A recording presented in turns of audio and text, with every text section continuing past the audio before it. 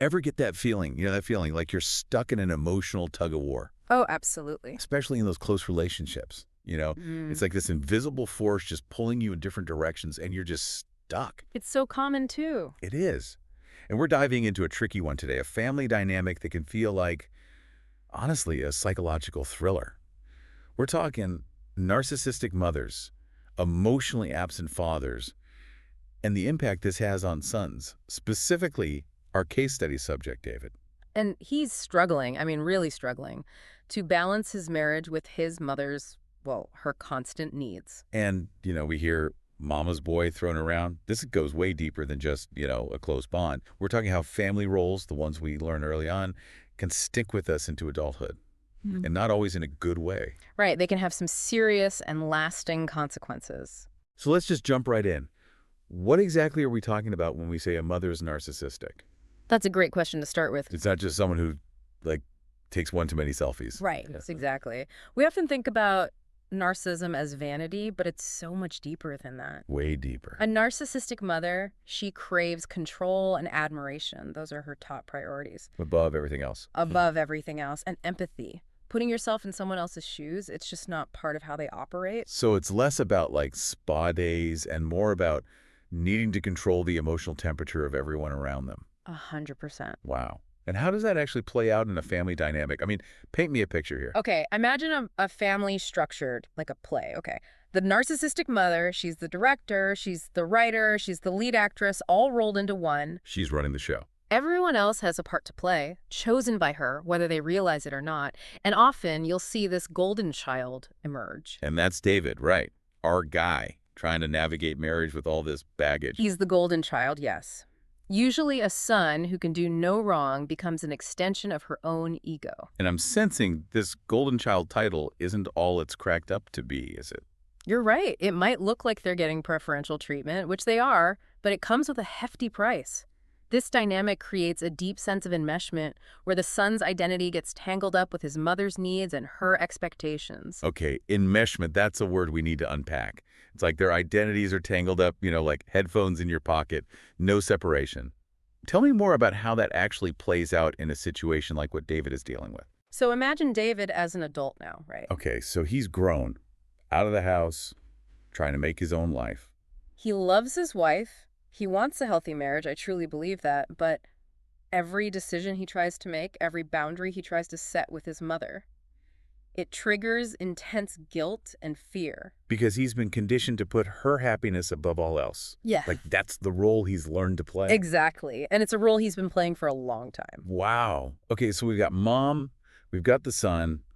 Where does dad fit into all of this? What's his role in this family drama? Ah, the father. Well, that's another crucial element here. More often than not, you'll see emotionally distant fathers, even absent fathers, in these types of dynamics. And it's not always intentional, is it? It's not always them being jerks. Sometimes they're overwhelmed. Sometimes they've checked out emotionally. There are a lot of reasons. So you've got this power imbalance already, right?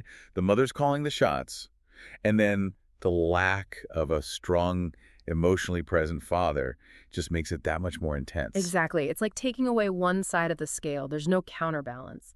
That son, the golden child, he's left carrying the weight of his mother's emotional well-being. Which is an insane amount of pressure for anyone, let alone for someone who's still figuring things out. Absolutely. It's a recipe for disaster. No wonder it follows him into adulthood. Oh, it follows him. And it often shows up in the most intimate parts of their lives, their romantic relationships. And that is where things get really interesting. How this childhood dynamic impacts David's marriage. That's where we're going next. So we've got this intense family dynamic, right? The narcissistic mother, she's used to running the show. And then there's David, the golden child, carrying all that weight, his mother's emotions, on his shoulders. It's a lot. It is. Yeah. And now he's married, trying to build his own life. I can't imagine this is going very smoothly. It's like imagine trying to build a house, right? Okay. But the foundation is constantly shifting. Oh, I see. That's what it's like for him. His sense of self, his ability to set boundaries, it's all been filtered through this need to please his mother, to take care of her emotions. And that doesn't just disappear when you get married, does it? So how does this actually look in David's marriage? Give me an example, something Yeah. specific. Picture this. It's Saturday morning. It's okay, relaxing. David and his wife are finally having a moment to themselves. Maybe they're making pancakes, planning their day. Sounds nice. Right. And suddenly, the phone rings. Uh-uh. It's his mother. And you can just feel the entire mood shift. David's whole demeanor changes. He's not present with his wife anymore. He's back in that role, the dutiful son. And it's not just a quick, hey, how you doing? Oh, no. This is not a quick check-in. This is next level stuff. Oh, yeah. This call is a carefully constructed production. Like she's got the script all written out. Exactly. She might complain about being lonely, maybe hint that she's not feeling well, or even, slip in a little dig at his wife. Nothing too obvious. Oh, so sneaky. Always veiled. This air of helplessness that she knows David will respond to. It's what he's been conditioned to do his whole life. It's like emotional blackmail, Yeah. but disguised as a casual phone call. You got it.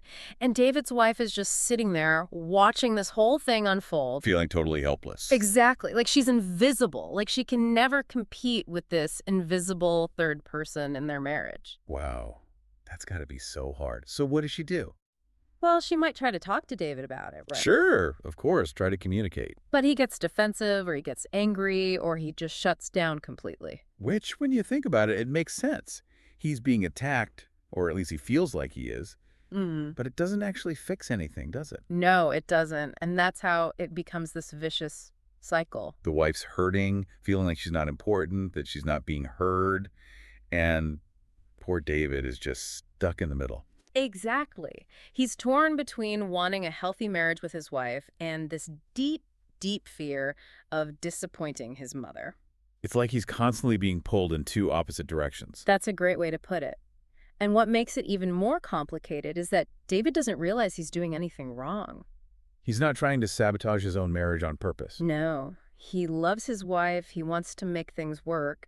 But he's trapped in this pattern of behavior, a pattern that's been ingrained in him since childhood. It's like he's playing a role, but he never even auditioned for it. Exactly. And to break free from that role, to untangle himself from those unhealthy attachments, that takes a lot of work. He has to really want to change. And a lot of self-awareness. Absolutely. He has to see what's really going on. This is getting heavy. Even for a deep dive, this is a lot. So what's the first step? Where does someone like David even begin to unravel years of this kind of behavior? It's easy to get caught up in all the drama, right? You got the mom, the wife, the son stuck in the middle. But this isn't some TV show. This is David's life. And it's not just David. There are so many people out there dealing with this same dynamic. Yeah, so many Davids, exactly. So where do we even begin to untangle this whole mess? Is therapy the magic answer? Therapy, it can be a game changer, yes. Okay. But it's not as easy as, waving a magic wand. There's no quick fix. It's more like finally getting the right map after being lost in the woods for years. Okay, I like that analogy. So walk me through the map then. What's the first landmark someone like David needs to find? The first step is self-awareness.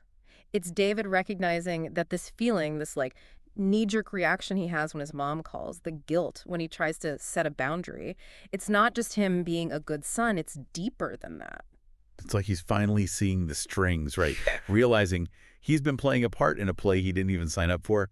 But then what?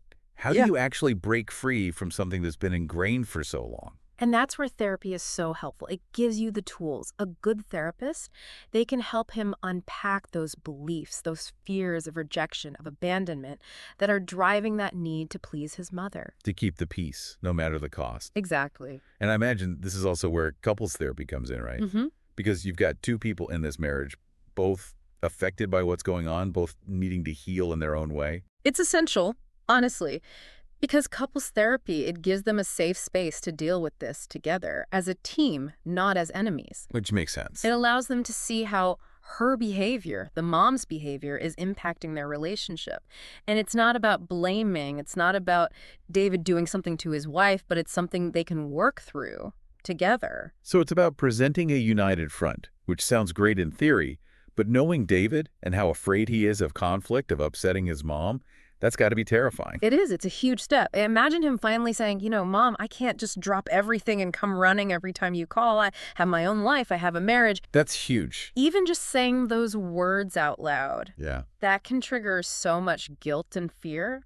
So how does he move past that? How does he overcome a lifetime of that fear? That's where the support is so important. The therapist, his wife, they're his cheerleaders.